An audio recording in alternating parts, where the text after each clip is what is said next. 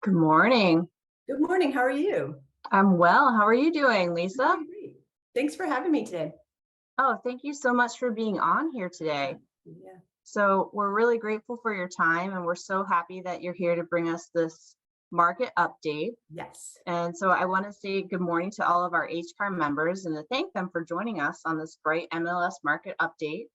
We're going to have Dr. Lisa Sturtevant guiding us through this morning. And I hope, Lisa, that I just pronounced your last name right. So Absolutely. if I'm incorrect, please correct me. Did I Nope, say it right? That's absolutely correct. Yep. Okay, perfect. Glad to hear that. So Dr. Lisa is going to give us a presentation on some local market trends and the outlook for 2023. But before we jump into that, I want to give you a few quick reminders.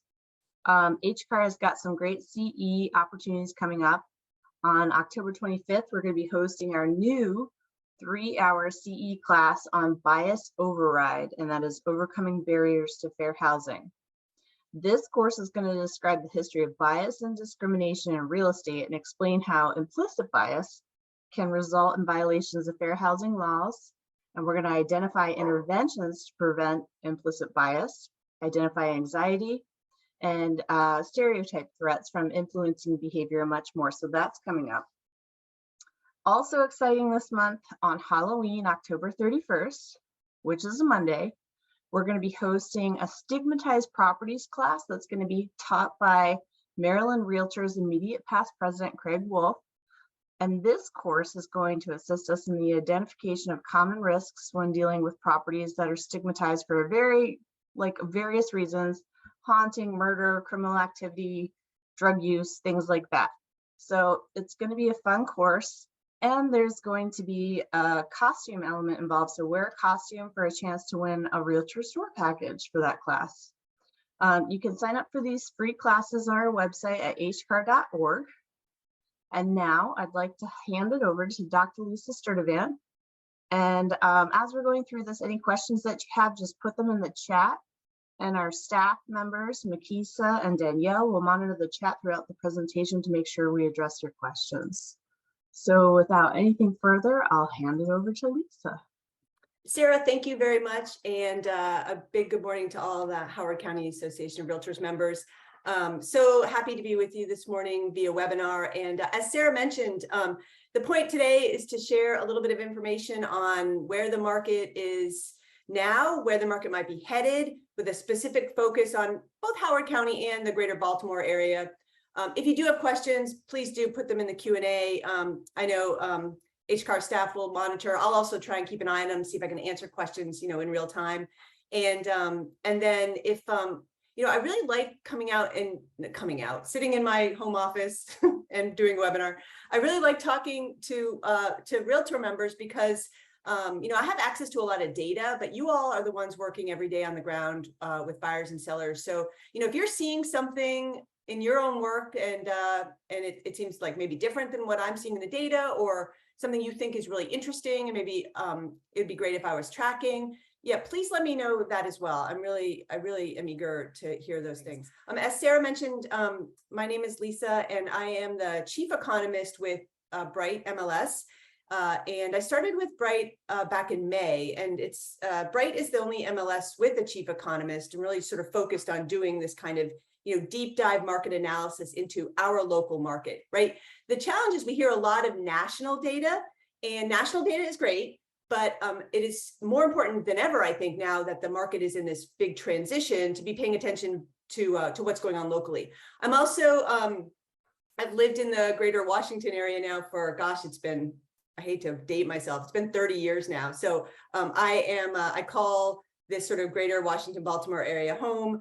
And love visiting Howard County. So I'm really pleased to be here to talk with you all. My glasses just broke. That's bizarro. So hopefully I won't need them today. So let's get started and talk about where we are in the market. I'm going to talk a little bit about the metro area at first to show you how Howard County's housing market is acting a little bit differently than the greater Baltimore region and even the greater Washington area. Just in general, and you guys probably know this, the Howard County market is still quite strong in terms of price growth, in terms of competitiveness. In the Baltimore metro area overall, home sales were down in September compared to a year ago by about 26%. So this chart shows the number of home sales in a given month compared to the same month a year ago. If you notice, those lines have been negative, those bars have been negative for quite some time. We all know this, right? There's been a huge slowdown in buyer activity compared to where we were even a year ago. Last year was quite busy though. So that sort of reduced buyer activity may not have been surprising. Where we find ourselves now though, is we are not only below sales activity in 2021 or in 2020, we're actually down below where we were in 2019. And so if you think about that as more of a typical housing market, we've seen this buyer pullback be pretty strong for a couple of reasons, right? We'll talk more about this, but we know mortgage rates have been rising. We know there's economic uncertainty, and both of those things have a big impact on the prospects of home buyers. We also do still have very, very low inventory. I'll show you a chart on that in just a minute. And even if there are buyers in the market, those that are in the market are still facing very, very low inventory. The picture on the sales side has been pretty similar in Howard County. In September, the number of closed sales was down about 29% compared to a year ago. And again, that same pattern of sort of through the last 12 months or so, we've been slowing down in terms of the number of sales. But again, there's a couple of reasons for that. And the reasons are almost more important than the actual number, right? Are sales slowing because buyers are leaving the market altogether? Are sales slowing because buyers are taking a pause? Or are sales slowing because buyers want to buy, but there's nothing to buy? And I'm going to argue there's a little bit of everything going on in there. And in Howard County in particular, the buyers that remain in the market are still acting pretty competitively. In Baltimore, actually, we look at the data for pretty much the DC, Baltimore, and Philly metro areas. In September, the median sales price in the Baltimore area was up, 7.3%. That was the fastest rate of year-over-year growth of any of the metro areas. While it's down from where it was back in January, February, March, April, May of last year, and even down a little bit from where we were earlier this year, 7% is still a pace of price growth that is about double what is typical. So let me say that again. So if you're working with prospective clients and they're saying, well, home prices are falling, and you can say, well, home prices aren't falling. Right now, the annual change in prices is lower than it has been for the last couple of years, but it is still, prices are still rising faster than they do in a typical market. And you can see there's some variation across the metro area. I'm going to put my glasses on here. But in general, prices are growing in every market. Carroll County is a little bit of a smaller market, so those numbers bump around a little bit. So I wouldn't call that out in too much detail. But even the city of Baltimore, where DC proper and Philadelphia, the city of Philadelphia proper, are seeing prices down compared to a year ago, the city of Baltimore is actually staying pretty, prices are staying pretty firm, as you can see there, up 7.1% year over year. In Howard County, strongest price growth across the metro area, median price up 15.6% in September. There's a little bit more bouncing around because the market's a little bit smaller. But what this says to me is, and you will tell me if I'm wrong, but the buyers that are in the market, they still don't have as much leverage as they might in other markets. They're still very low inventory. There are greater opportunities for buyers to ask for concessions, home appraisals, home sale contingencies, perhaps, but sellers are still able to command pretty much what they're asking for, and we're seeing price growth pretty strong still in the Howard County market. A primary reason for prices still rising is even as demand has fallen, right? Even as the number of buyers in the market has shrunk, the inventory is still very, very low. This chart shows inventory active listings at the end of the month compared to the same month a year ago. And you can see during the summer, we had a little bit of a run up after, frankly, years of declining inventory. We saw year over year inventory gains during the summer. Over the last couple months, though, it's been pretty modest. And frankly, the picture is a little bit mixed around the metro area, where you can see inventory is up in some local markets, and it is still falling in other local markets. In the Howard County market, though, year over year, active listings up 5.2%. That is, I think, good news for the market, that we're seeing inventory expand. But it's expanding not because there's a rush of new sellers coming onto the market. Inventory is expanding because buyers are less active and homes are remaining on the market a little bit longer. We still have just about a month's supply of inventory, which, as you all know, is very much a seller's market, still a very tight market. Now, I think we might see that change maybe more quickly than we're used to, but we still have a long way for this pendulum to swing, for this to be a buyer's market, or frankly, even a balanced market. We'll have to see. We know that the Federal Reserve is planning to raise rates again over the next few months, and that may cause even more challenge in the market, which could lead inventory to rise.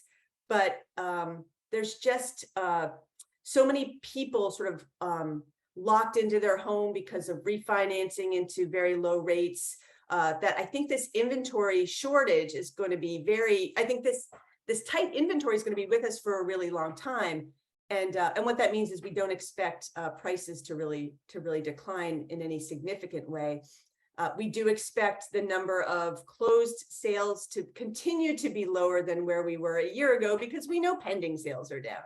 You can see metro-wide, the number of new pending sales in September down 32% year over year. This is the biggest year-over-year decline since April of 2020. Do you remember what happened in April of 2020? That's when the world shut down as the COVID pandemic took hold and we were all staying at home. Now, this is down this month from a relatively high level last year, but it does indicate that the pace of home sales activity is really down quite significantly, as I mentioned, down even lower than where we were in 2019. In Howard County, it's a similar pattern. We're seeing a slowdown, again, for a couple of reasons: higher rates, pricing folks out of the market, low inventory, giving buyers a few choices. And in some ways, this sort of resetting of the housing market does give those who are in the market more time to make decisions. It allows you as a realtor and a real estate professional to be a resource and to provide guidance on how buyers and sellers should be thinking about this new market and about their options in this new market. I'll talk a little bit more about that in just a minute. So as the market's been slowing, I mentioned homes are staying on the market a little bit longer, and we are seeing a slight uptick in median days on market, which is the level at which half the homes sell more quickly, half the homes sell in a longer time, and that number was 12 for the Baltimore metro area. If you look at this chart, though, look back to where we were back prior to the pandemic in 2019, 2018, where homes were on the market typically 20, 30 days. We are still in a very relatively fast-paced market, and you can see in Howard County in particular, you can see that the median days on market is still below 10. It's been easing up a little bit, remains lower than the Mid-Atlantic and the Baltimore metro area, and remains lower than where it was back during 2018, 2019. So what that says to me, and I know I'm repeating myself here, but I think it bears repeating, is that, well, overall the market is slowing because there's fewer buyers and fewer sellers in the market.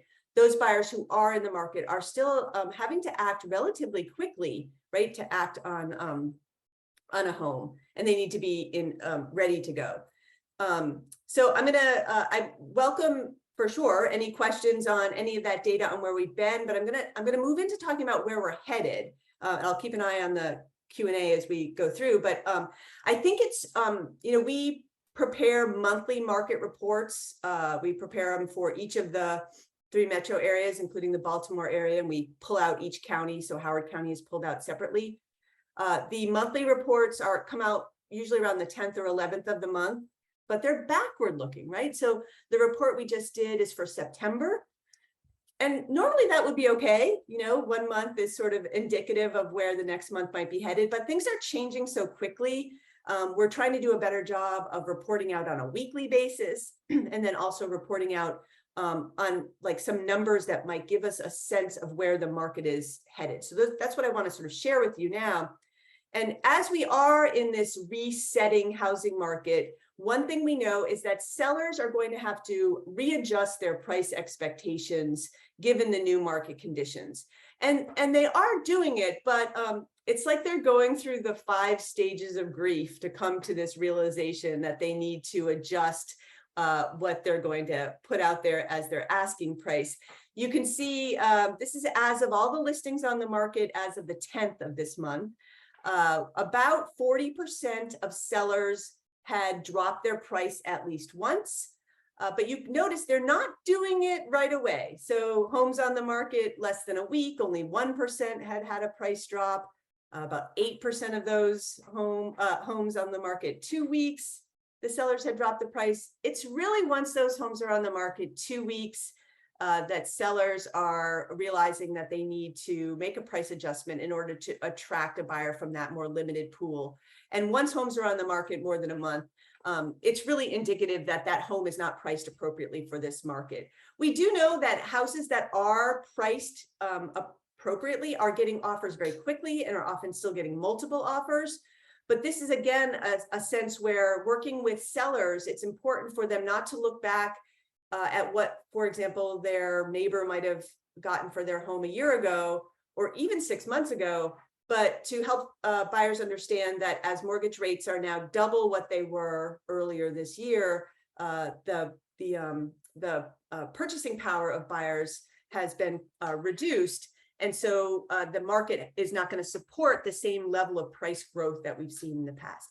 Now, all this isn't to say that prices are going to come down or come crashing. There may be some folks that you're working with who are like, well, I don't want to buy now because I'm worried that prices are going to crash and I will end up underwater. And while we will probably see some price adjustment from the peak, this is not 2008, if you remember 2008. 2007. This is not a cause for alarm. If someone's looking to buy a home to live in it, there is still ample reason to believe that home values are going to continue to rise over the midterm. And even if the median price in the market does come down from its peak, home prices are up, like 30–40% compared to where they were 3 years ago. So homeowners are still in very good shape. Back to these price drops, sellers are dropping their price an average of 7%. So again, as you're working with a prospective seller, if you think they're coming in high, you can say to them, well, we know in the market that 40% of sellers are dropping their price, and when they do, they're dropping it by about 7% on average. And again, you can see as homes linger on the market longer, sellers are having to adjust that price downward by a greater amount. It's interesting. It is, and this is, I think, important for the Howard County market, which is more competitive than some other local markets. Sellers who are selling at the higher end in that 1 million plus price point, they are actually less likely at this point in the market to feel like they need to adjust their price. It may be that they're putting out there a price that is more appropriate to the market. But I do think so far, the higher end, more luxury end of the market has been more resilient than, let's say, the starter home or even the kind of early move up home. Only 29% of sellers who listed at $1 million or more have dropped their price compared to 40% of homes listed at a lower price. When they do drop, though, they do have to come down quite a bit. And so again, this is all about the individual property, the individual price that seller is coming in at, and really understanding what the market can bear. The toughest segment of the market, I'll be honest with you, is not the higher end market. At the higher end, you're typically working with a buyer who's going to be able to roll over equity from their existing home. Even though rates are higher, they may be able to take out a lower loan amount because they're able to take advantage of this huge amounts of equity that they have in their existing home. It's those first-time home buyers who are having the biggest challenges, and that's perhaps why we're seeing the greatest price reductions in the kind of lower price points to try and attract those first-time buyers who are not bringing equity to the table and are still facing rates, at 6.5%, 7%. So in addition to cutting prices, there's a lot of sellers who are just frankly staying on the sidelines. They are facing the same higher mortgage rates and economic uncertainty as buyers because 75% of sellers are also buyers. We have to keep that in mind, right? That and we can see from this chart, which shows the number of new listings coming on the market every week. You can see from the dark orange line, which is 2022, that we are below where we were in 2021 and 2020. We are also below where we were in 2019. The lines are all kind of blue on this screen, so I apologize. But we were seeing new listings come onto the market more quickly earlier in the year. But since the summer, the number of new listings coming onto the market across the Mid-Atlantic is lower even than we were in 2019. And there's a few reasons for that, right? The reasons I mentioned, that the challenges buyers are facing, right? If sellers are buyers, they're thinking, well, I don't want to go out on the market now. It's really challenging to buy. They may have also refinanced into a mortgage rate at like a, sub 3% loan, and they're looking around. They're saying, why the heck would I sell now when I'm going to have to take on a mortgage with a rate that is double what I am paying now? And so a lot of sellers are staying on the sidelines. Any sort of discretionary moves are being put on hold in this period of high mortgage rates and economic uncertainty. And those high mortgage rates have had a huge impact. Now, these home prices are typical for the Mid-Atlantic. In the Howard County market, of course, prices are a little bit higher. But you can see that back last year, between last September and this September, the median price has gone up 6%. But because of those rising rates, look, mortgage rates have more than doubled over the last year. The typical payment has gone up by more than 60%. So imagine you were out there looking to buy something last year, and now this year, the price of that same thing is up 60%. That is the environment that buyers are facing. And so we have to expect that prices will start to come down from their peaks because the purchasing power that buyers have is just so much reduced. You can see even the income needed to qualify for the loan on a typical property has gone up significantly, which means that not only are buyers sort of, disillusioned by higher rates, there's a whole bunch of them who, for whom the numbers just simply don't work anymore, and they're exiting the market. I will say, and I think this is one thing to keep in mind, is that we know that buyers are pulling back, but it's a question of whether they're pulling back permanently or whether they are just waiting. And on the left, we have a chart that shows the number of showings. And that, again, I apologize, these lines are not as differentiated as I thought they were going to be. 2022 is the lowest line on this chart. And it is showing that the number of showings, that is buyers who are requesting to see a home with a realtor, the number of showings is lower than last year. It's lower than 2020. Again, starting this summer, it's also lower than 2019. And so there are fewer buyers out there viewing homes. On the right, though, we also have data not just on showings, but we have data on the number of clicks that homes in different markets are getting from the public. And we can see these public views per listing in September compared to a year ago is actually higher. Now, one reason is there's fewer listings. And so the average clicks, views per listing has gone up. But this also suggests to me that there are buyers out there who are still lurking. And if mortgage rates come down 1 week, right, we might see, because rates have been so volatile, if we see rates come down, we could see that there are buyers who are ready to act quickly. And again, as you're working with buyers and sellers, sort of being aware of that, keeping prospective clients up to date on where rates are and on where they might be moving, I think is going to be even more important than ever. It is very hard to judge where rates are going. According to Freddie Mac data that was released yesterday, the average rate on a 30-year fixed rate mortgage was 6.92%. So close to that 7% bar that I think is just makes people squeamish. We do know that historically a 7% mortgage rate is certainly lower than it was, back in the 80s, and not that much higher than where it was back in the early 2000s. But it has rates have just risen so quickly. And the Federal Reserve is going to raise the short-term rate again over the coming months.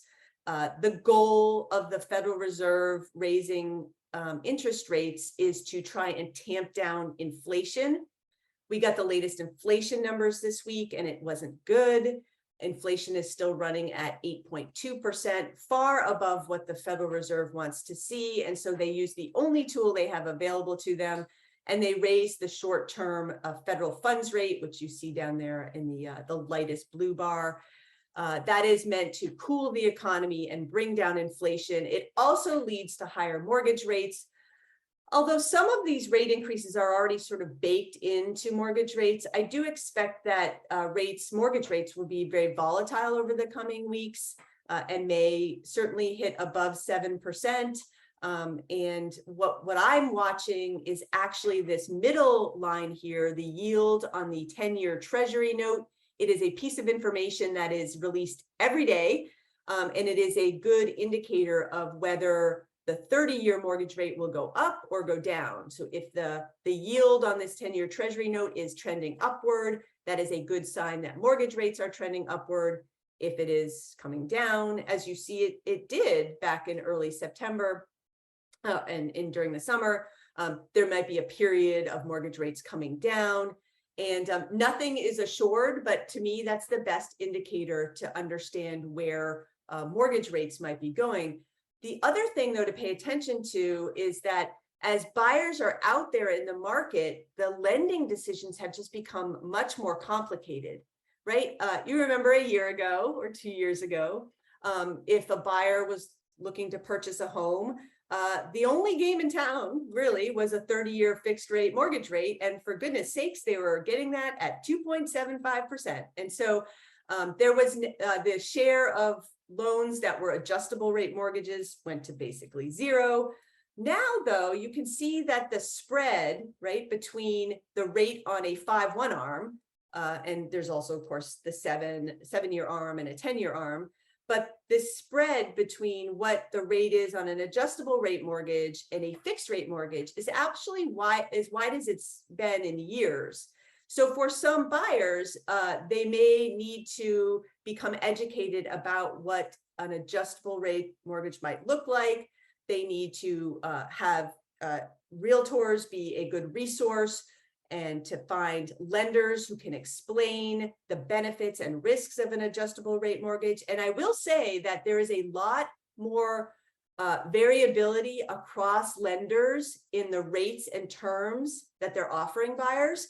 So it is definitely good advice to tell buyers that they need to shop around for rates and not take the first offer that comes from a lender, because lenders are competing for a shrinking pool of mortgage applicants as well.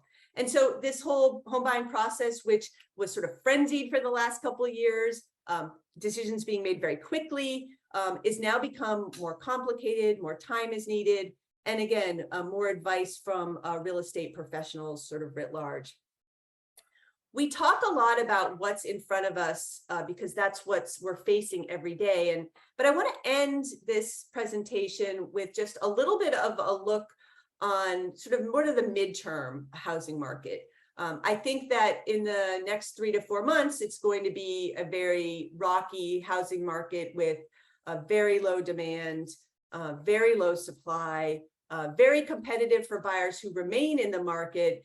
But overall, the number of transactions will be down quite significantly from where we've been over the last couple of years. I don't know, maybe for some of you that's like, oh, great, we'll have a little bit of breathing room. We can like clean up our offices and get ready for the holidays. And I do think there will be a little bit of time to catch our breath for sure here over the next few months. Over the midterm, though, and by midterm, I mean, the next 3, 5, 7 years, there are just a lot of important fundamentals that suggest that the housing market will continue to be strong and stable. And I say this because I know there's a lot of folks who are worried that we're getting ourselves set up for another housing market crash like we had in 2008. And there's just entirely different landscape, both on the mortgage side, but as well as on the demographic side. And the demographic fundamentals are really the foundation of the housing market. All of the other pieces that affect the market, employment and inflation and rates, are all important, of course. But we can't forget that there are these underlying fundamentals that suggest very strong housing market conditions. And I say that demography is destiny in some ways. We have, as you all know, the largest cohort in the population are millennials. You may not have known that the oldest millennial is now 41. We often forget that every year we all get another year older, and that is true for millennials as well as the rest of us. The average age of a first-time homebuyer is still about 33. So you can see that there is this large portion of the population that is in that prime first-time homebuyer age, and they will be in that prime first-time homebuying age for the rest of the decade. Now, don't get me wrong, there's definitely challenges that millennials face in buying their first home, not the least of which is higher mortgage rates, affordability, and then also student loan debt. But survey after survey tells us that millennials want to become homeowners. Wage growth has been pretty broad-based, and so there is increasing incomes among this population. And so demand is going to be pretty strong over the next 3 to 5 to 7 years. As millennials are in charge of, and so just to sort of point that out here, you can see there's this pent-up demand for home ownership. Millennials have a home ownership rate now of about 39%. When Generation X was their age, 25 to 34, home ownership rates were much higher. So there's this pent-up demand for home ownership that will be in the market really over the midterm. So millennials are really driving demand. Boomers are in charge of supply, and boomers are remaining in their homes longer than they ever have, and they will be doing so again over the midterm. So unfortunately, we expect that inventory to remain pretty tight, even over the next 3 to 5 to 7 years, expanding over time. But those two factors alone suggest that it's hard to imagine an environment where home values are going to fall dramatically. We don't have a lot of new construction. We have inventory staying tight because of folks remaining in their homes longer, maybe locked in with higher lower mortgage rates. And so this is sort of the outlook over the midterm. If we wanted to think about maybe the next 3 to 5 months, I do expect we will see prices falling from the peak. Even if they fall 10% from the peak, we will still be in the Baltimore region and in Howard County, we will still be 20 or 30% higher than where we were in 2019. But there are some markets at greater risk of more significant price declines. The darker colors on this map are where there's greater risk. The lighter colors are where the risk is lower. You can see Howard County is among the least risky in terms of big price drops. It really is those markets where prices ran up really quickly during the pandemic, particularly in second home markets and in what I call Zoom towns, right? Those more exurban communities where when people were able to work from home, they were looking for homes further out. But now that employers are calling folks back to the office, even if it's only a day or two a week, the demand for those more distant, more exurban homes has shrunk, and those prices are going to have to reset to reflect local demand. And there's also places where inventory is just rising more quickly. Again, those coastal markets where there were a lot of second home purchases, I anticipate that some people who bought a second home may look to list that home for sale if they're seeing maybe their assets in the stock market come down. You don't need a second home, you need one home. And I've been hearing anecdotally that even the Airbnb market is getting sort of more difficult because there are a lot more short-term rentals out there. So places like Worcester County, Ocean City, the Delaware beaches, you can imagine even some places on Southern Maryland and the Eastern Shore, there could be a greater risk of prices falling. But in the Baltimore metro area, DC metros, Baltimore, DC suburbs, there is still a lot of indications of a pretty steady market. Look, we're a pretty vanilla market in Baltimore and DC. We're not the Phoenixes, we're not Miami. And in some ways, boring is good in this transition. I expect we'll sort of be a slow, steady market here over the next few months. Inventory is going to stay low, though. I mean, if we got, this is less than 4 months of supply nationally. I think in the Baltimore area, we're going to stay really below 3 months of supply. If prices do come down from the peak, which I expect they will, we'll still be 20% higher than where we were a few years ago. And as I mentioned, there are some markets where there's a greater risk of larger declines in home prices. But looking ahead to 2023, there's still a lot of unknowns. I think it's possible that we could begin to hear more talk about an economic recession. I don't think it's going to be a typical recession. I think it's going to hit different segments of the economy differently. I think it's something to pay attention to. But I do think demographics are really going to be the driver of the housing market going forward. Rates may settle in at this relatively higher level in the year to come, and prices will adjust, but buyers will stay in the market, driving demand. Boomers will still be in charge of supply. And as the market goes through this transition period, there really will be a lot of local variation in housing market performance. A market like Howard County, which has always been in demand by families, individuals, folks who are generally in jobs that may be more resilient during economic recessions, will tend to do better than other places, even if we do find ourselves in an economic recession. I've talked at you for now a good 35 minutes. I do want to make sure you know how to find us. brightmls.com/research has all of this housing market information, our monthly reports, our weekly reports. I do a monthly webinar for the Baltimore metro area. It's actually it's 2 weeks from today. It's the 4th Thursday of the month. And we do one for Washington. That's the 3rd Thursday of the month. And there's a lot of other resources. There's some top 10 blogs. There's some information that does a deep dive into sellers cutting prices.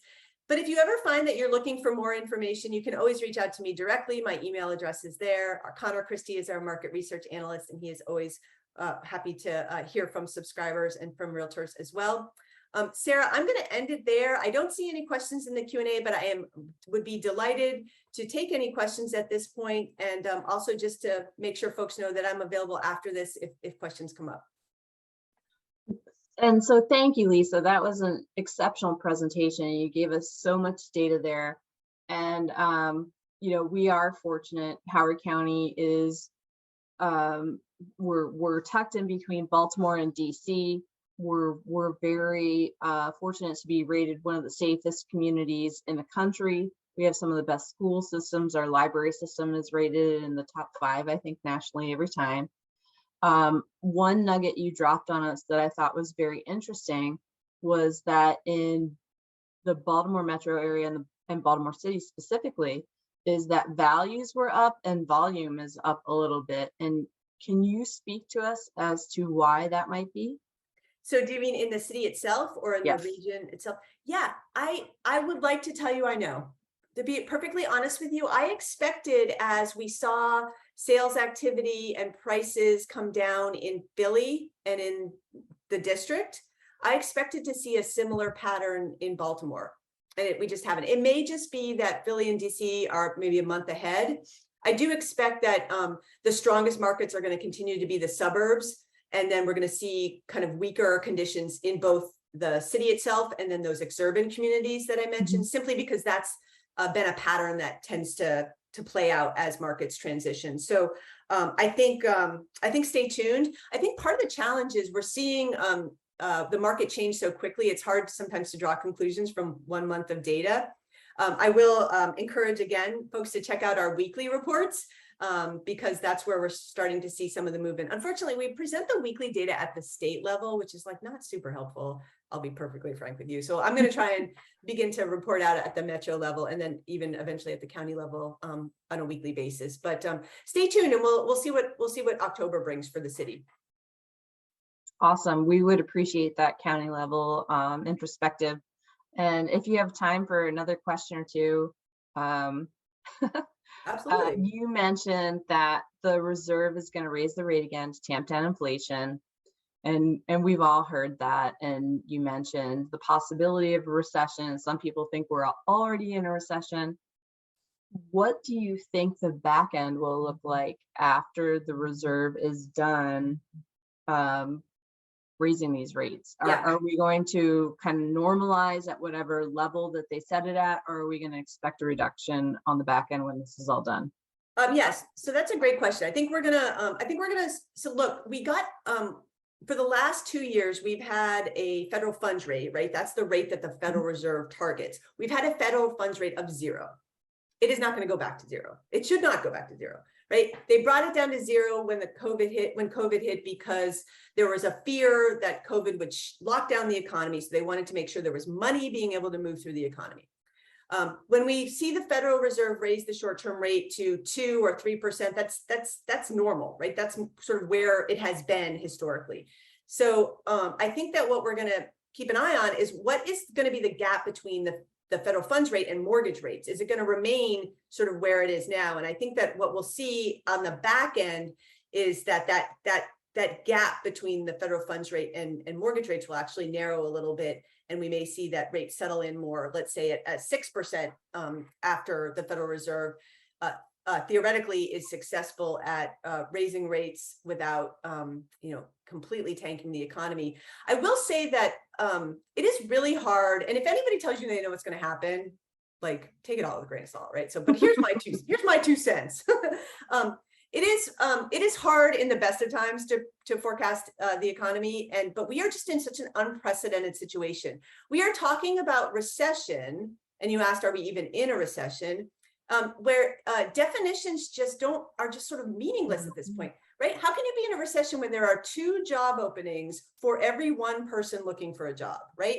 Usually we think of a recession of like job losses, and while there have been layoffs and people cutting, sort of the number of jobs they're looking for, that pendulum would have to swing pretty wildly for us to have a labor market that's really in what you might call recessionary conditions. So I think that definitions aside, we are going to see slower economic growth. We are going to see people who are more concerned about their personal finances, but it's going to look, I think, like a different recession than we're used to. Awesome.